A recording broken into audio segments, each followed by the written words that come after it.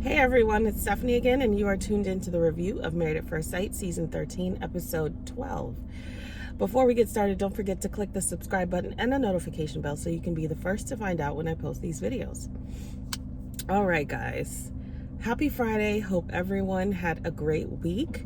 I'm going to just jump in, okay, because your girl has a sore throat, so I'm going to try to keep it short and sweet this week, but I really wanted to touch on some of the things. If you've seen the episode, then you know what happened, so I'm not going to give this long overview. I felt like this episode didn't really have so much of a theme. You know, every week they do something and it's like, questions or intimacy or family. This week was just kind of like really seeing where the couples are now and dealing with some of their issues. I'm going to start hot. I'm going to start piping hot, and I'm going to kick it off with Johnny and Bao. So I've said this before, and I'll say it again. Johnny does not deserve Bao, okay? Johnny, oh boy. Sometimes I feel like we all need to watch live. If we could all watch each other's, reactions in present time, it would be hilarious, because Johnny really got on my nerves.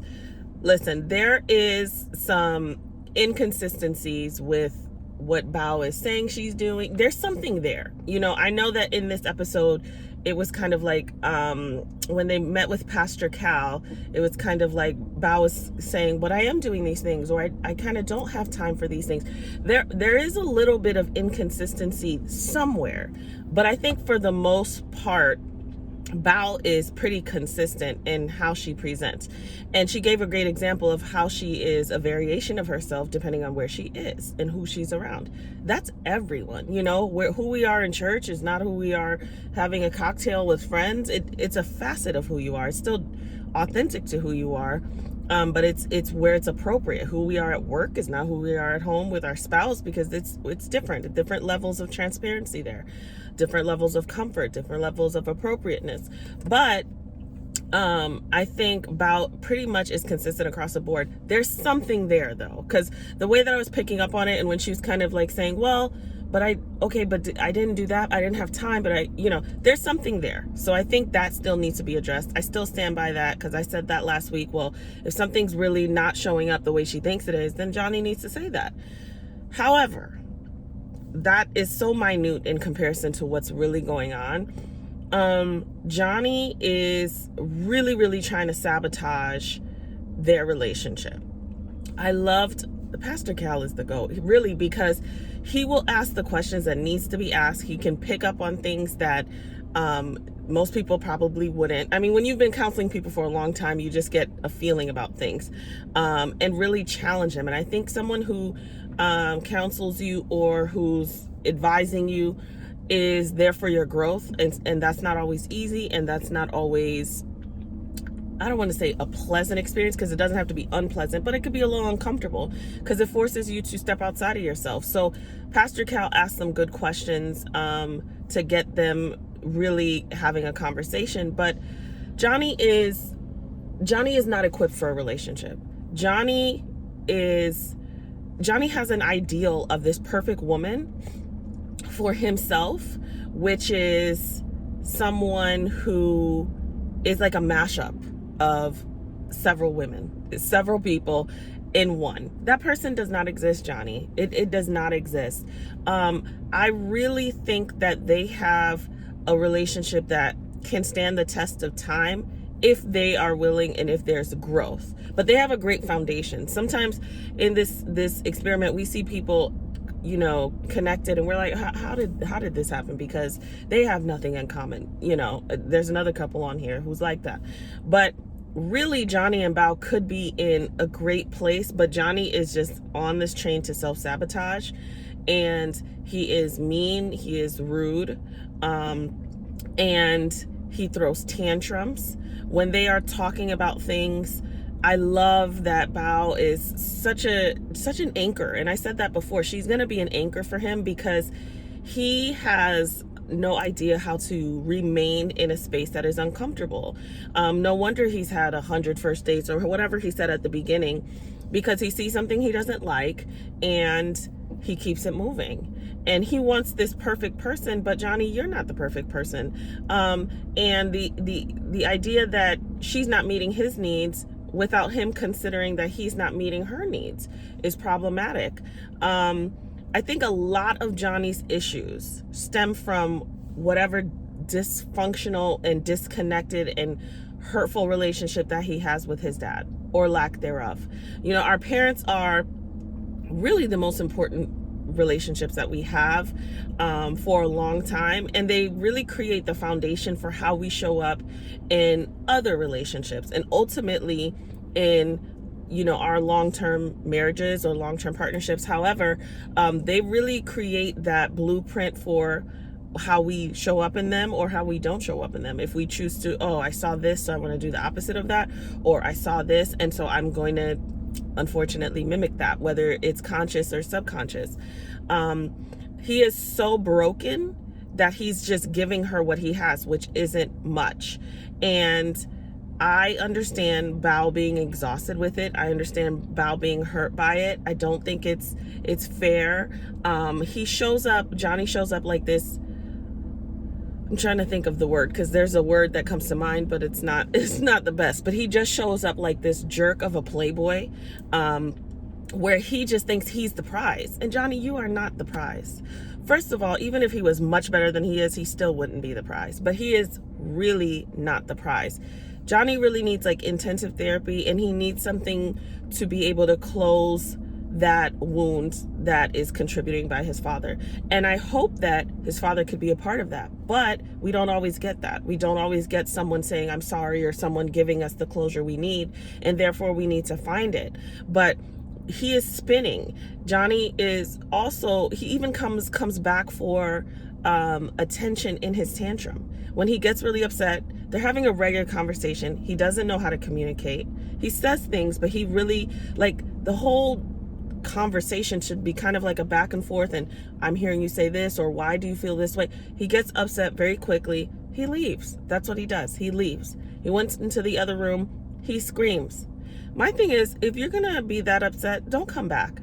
When he comes out of the room, he comes back on camera. I'm thinking, okay, maybe he's gonna apologize, or here, give me more attention. And she's doing the best that she can. She's literally standing there supporting him, and he comes out just to be seen, just to say, I don't think we're compatible. You've already said this. Why are you back out here if you're not coming to, make amends? Or, he says it just hurts him that they have these things. Johnny has no coping tools. He has no idea how to be an adult in a relationship and work through things that are uncomfortable.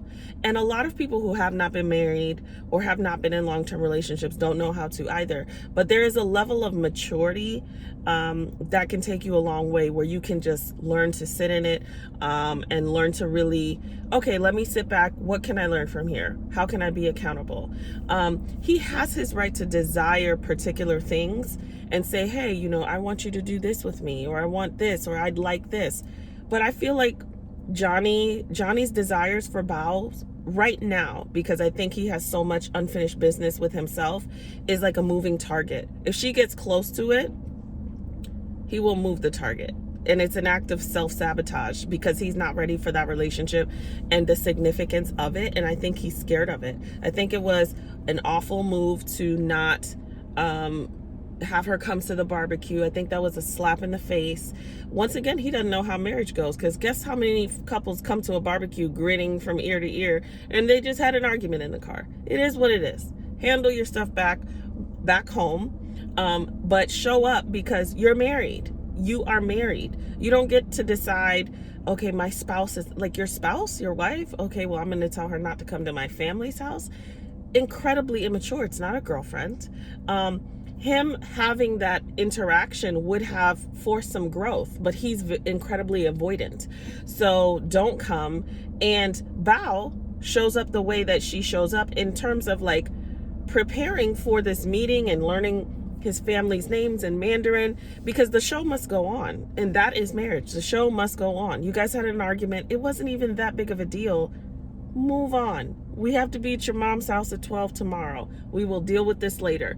He does not know how to deal with any of that. And so he finds a way to avoid a lot of things. And because he's not really ready for this relationship or not comfortable in himself, the self-sabotage is on like a level 10. So I'm going to tell you the things that I need, and when you start doing them, then I'm going to tell you something else. I'm going to discredit what you do. He really said that physical touch was a big deal for him. And you remember at the beginning, she was kind of like, that's low on the totem pole for me. Like, I don't need that. Or being flirty, or having great sex. All these things that she has done, that he has verbalized, really enjoying. Now it's something else. Well, get up and do this with me, or get up and do that with. And it's not even in a way where it's like, hey, I'm gonna have coffee. Do you want to have coffee? Or I'd like to have coffee with you. Sometimes you just have to tell your spouse, because if it's not of interest to them, or if they don't even think about it, they're not gonna see it the way that you're seeing it. Hey, would you like to have coffee with me? I'd love to have coffee with you. None of these things that are mature, that would make like things be so much more simple. It's like it should, and he gets real nasty in the conversation with Pastor Cal, and the episode still ends with him, saying that he's gonna try, and he feels, but I don't like it. I don't like it for Bao. I feel like Johnny really needs to step it up. Otherwise, and it's within himself, because when you bring shattered pieces to, a relationship, there's no person, even if it's your perfect person, there's no person that can make that relationship happen, because it's too whole. It's not, the whole better half thing sounds cute, but like, it needs to be two whole people continuously working on themselves, mature enough to be able to work on themselves and work on their marriage together. So I feel like, although they have the opportunity to have something great here, and even Bao says it, and she's so mature, he's gonna mess that up. He is going to mess that up, and he's not gonna find somebody who's going to be the ideal person until he becomes the ideal person. Because little comment here, Johnny, you're not the ideal person right now. You're not the ideal person for Bao. So that is my rant on John. I can go on all day about Johnny, because he really upset me this episode. But there's a lot of stuff going on here, and it isn't just Bao. I mean, it isn't mostly Bao. And not to say she's perfect, but it's not. I mean, Bao is like a soft yellow flag. Oh, okay, there's a couple of things to work on, which we all wave that flag. Johnny is like red flags now, just red flags everywhere. And it mostly has to do with him, because if things are better with him, then he could approach his marriage in a healthier way, and then they could work on the things that they need to work on, and it would be so much better. So we will see with them. I'm hopeful, but I definitely don't want her dragging this guy, forever, trying to make fetch happen, when he has to be a supportive partner and an anchor for her as well. So that is Johnny and Bao. Next we have Brett and Ryan. Speaking of the couple who, like, you ask why were they matched, I don't know why they were matched. I mean, like I said before, they seem like two nice people, and it's just not, like, the fact that Ryan really doesn't want to hurt her feelings is nice. Like, you can tell, because we've seen other men on this show that were horrible. But it's interesting to see how uncomfortable he is, and just sharing how he feels, and sharing, that this relationship is not working for him for whatever reason, beating around the bush. I mean, this is a significant issue that he has, and he never even gets to it. The conversation where he finally sits down toward the end, and their whole scene, I feel like their whole episode was just this one, I don't know, like this, it's not really memorable, because nothing's really going on, because they're not really doing anything. They had the couples date with, who was it? I think Jose and Rachel. And that was fun. But for me, when a couple is getting along, that can be a way to connect, because it's like you're working as a team. To me, they went, and they did something fun with another couple who's getting along, and you could see the dynamic and the interaction and the like support. You got it, babe, you know, like from Rachel and Jose, but you don't see that with Brett and Ryan. So it's like, if the only way that their relationship is going to work out is at a workout park or something, I mean, that is a problem, because there's no connection even doing the things that they really love. Ryan met with his sister, she met with a friend. Also, they can finally get to this conversation that Ryan basically talked about being so sleepy, and he is hella avoidant of talking about the things that are difficult for him. And I'm glad that he mentioned that they didn't really do that growing up, because once again, here's a great example. When I said that, you know, your relationship with your parents is going to be so significant and it will play out, he did not do that growing up. Therefore, he does not know how to do that as an adult. And we think, oh, we'll get older, we'll get better. No, sometimes you just get older. Getting better is like an act of intention. And so being, you know, that would have been a perfect opportunity for a mediator to really push and say, Ryan, you need to say it. Like, you need to say it. This is the time for you to communicate and let your spouse know exactly where you are. And whatever it is, as long as it's respectful, just say it. Because not saying it, sitting in that angst of not knowing, is worse. Just let me know. And I like that Brett was like, you know, Brett is not an idiot. She can tell he's not into her. But she's like, I'm going to hold him accountable to communicating that to me. Instead of like, what do you feel? And do you want to be with? I mean, it already probably feels so hurtful and borderline desperate to keep doing these things. And you can tell he doesn't want to even sleep next to you or be next to you, but he's not saying it, you know? I think that we know they're not going to last. I mean, I don't know in terms of like, I've heard, so I just know they're not going to last, because I don't think that they're really good for each other or really like have a good chemistry. But he really does need to say it. He really does need to say it, because I would love to see how he interacts in relationships where he does feel like, oh, this is great, I love it, because, you know, he said that he falls in love every 5 seconds. I would love to see how he interacts in those relationships too. One thing that was telling though, which is why I'm just like, y'all just wash your hands of it, is when his sister said, first of all, that room that he showed, Brett's room, shame on you. That was absolutely gross. A mess is a trigger for me, you guys. Like, that would turn me off too, like, from anyone. Like, okay, this is not the environment. But when he was sitting with his sister, and he kind of talked about that, like, she's really messy, and it's like, you know, beyond that, she mentioned something like, you know, if she was a Victoria's Secret model, blah, blah, blah, what would you do the dishes? And he said he would do or would you help her clean up? Something along the lines of that. And he said that he would do the dishes with a smile or something. And I was like, wow. Why are we dragging this along then? You're not attracted to her. You don't want to be intimate. You don't want to build anything off of something that doesn't even exist. Let's move on. I think that Ryan doesn't want to be a bad guy because he doesn't want to hurt her. And that's fine, but there's a way to, it's going to hurt either way, because people did this show to find someone. But it would be so much better if he just said, this is not for me, and then go from there. So, I don't have much for Brett and Ryan. It doesn't look promising, but it really hasn't ever. You know, first couple of episodes was okay, but it was always still like a little undercurrent of, there's not much to see here. So we will see. We will see if they have that conversation. All right. So next we have Zach and Michaela.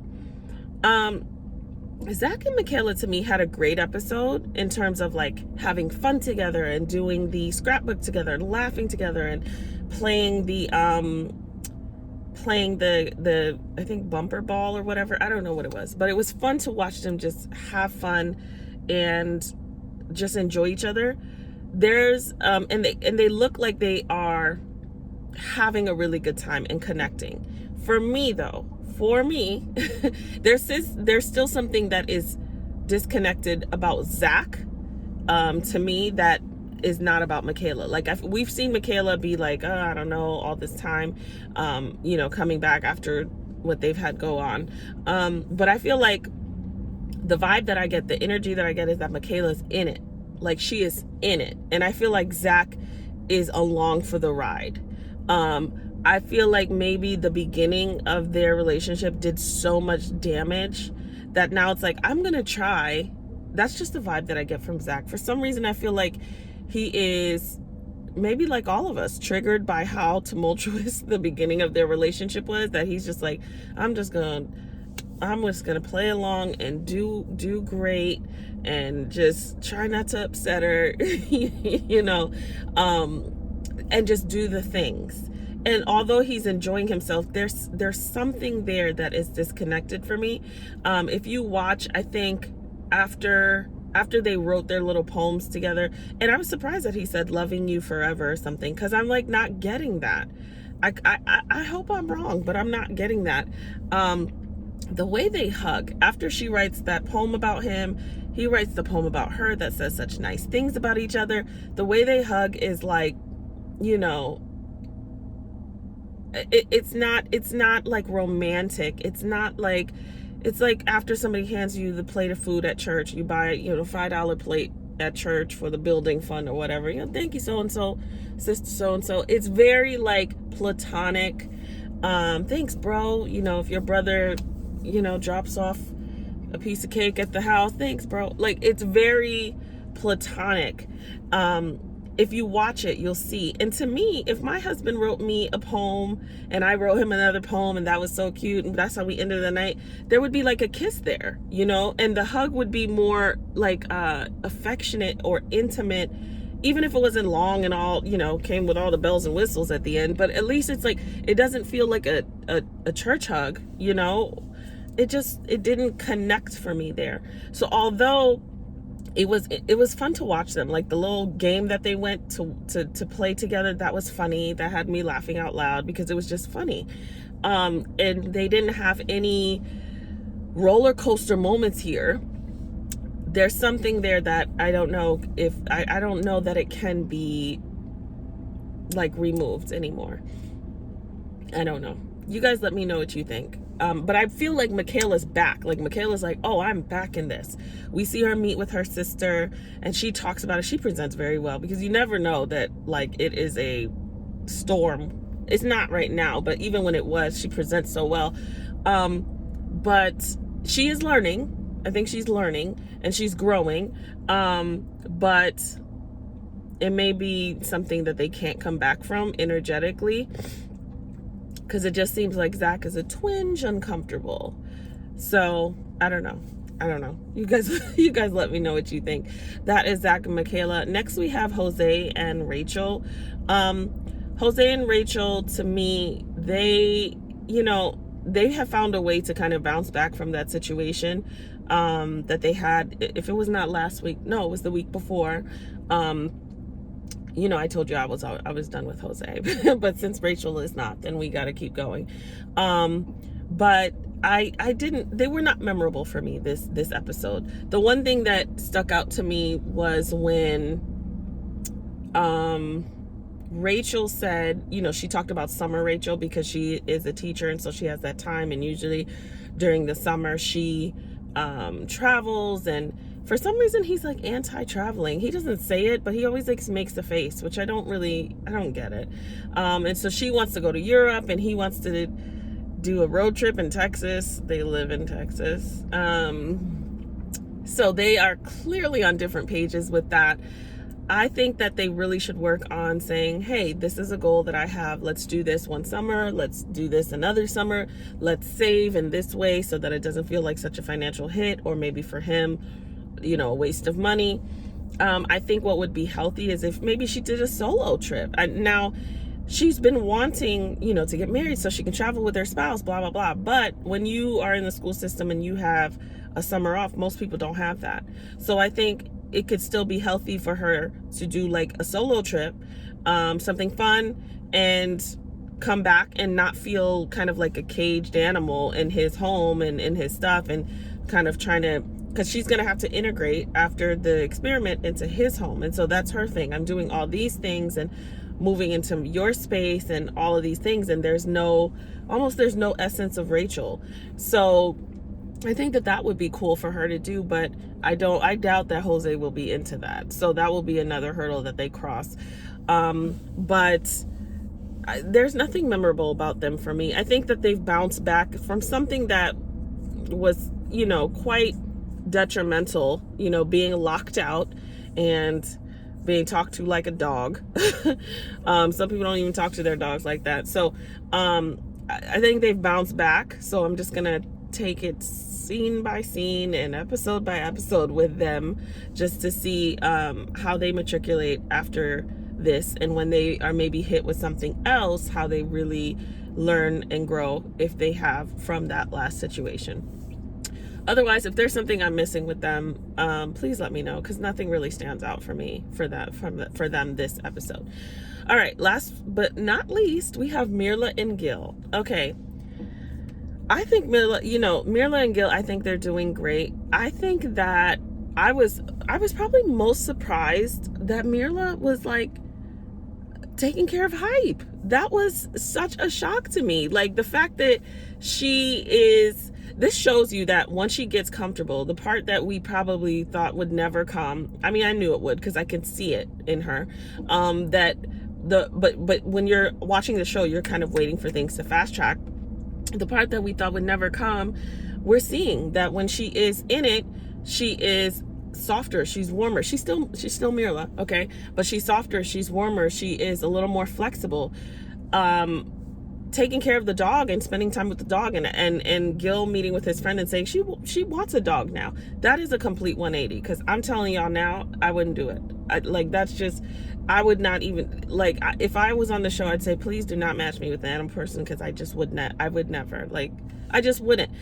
So I'm saying that I thought it was admirable for her, who's like so not an animal person, to connect with his dog, who is so important to him, and be a part of his maintenance, be a part of his care, because that's really important. That shows a lot, because I think even though, like, Mirla likes the dog now, I think that she could take it or leave it still. When you're not an animal person, like, you could take it or leave it. You might, like, grow to like one, but because you've not been this person who has to have one or has always had one, you could, okay, if he didn't have a dog, I'd be just fine with it. So I think the fact that she is, like, really, connecting with this animal for him that is so important to him, that's another way to connect with him as well. So I think that's huge for her. I really do, because at first she was looking at that dog like, well, she was asking what you want to do, and now she's connecting with him, and I thought that was showing a lot of growth on her part, because it's showing the ability to be flexible. Sometimes, especially as we get older and then we get matched older, we kind of dig our heels in about who we are and what we're not going to do, or what we are going to do. It's, when you're 21, yeah, everything's flexible. We can do all of this. Once you start aging out of your 20s, you're like, no, this is what I like. You know what I'm saying? This is what it is. So we see her ability to be flexible. Her and Gil are still doing great. Gil's apprehension is that, she's not going to change her lifestyle for anyone. And his friend is like, oh, and they make it this thing. They had a great episode. They really didn't have much going on, but I wasn't even worried about that, because we see that the thing she said she was not going to do with Hype, she's doing. So I think it's over time, like, as you really build a connection with someone and you fall in love and you start building a life together and having things done together and creating a future together, things change. People change. You ask married people all the time, what's the thing that you said you would never do that you've done? Everyone has something, because you grow and you change, and your love and connection for the person that you're with and for the life that you're building together, you become different. Not that you change your core temperament, but you do become different. You do become more flexible, or you do compromise, and hey, when you compromise for something, your spouse can compromise for this other thing for you. It becomes different, and it's a thing that only happens when it happens. You can't foresee it. Usually people are going to come in saying what they're going to do and what they're not going to do, and then life changes. So even with that, she will always like the finer things, and I don't think she should have to change that. He doesn't have to like that, and he doesn't have to dislike it. He can be different and say, hey, like she loves a particular, I forgot the name of it, but she likes her dessert. He likes chocolate chip cookies. We don't have to sit here and talk about why your dessert is too bougie. It's just eat what you like, and let's just be done with it.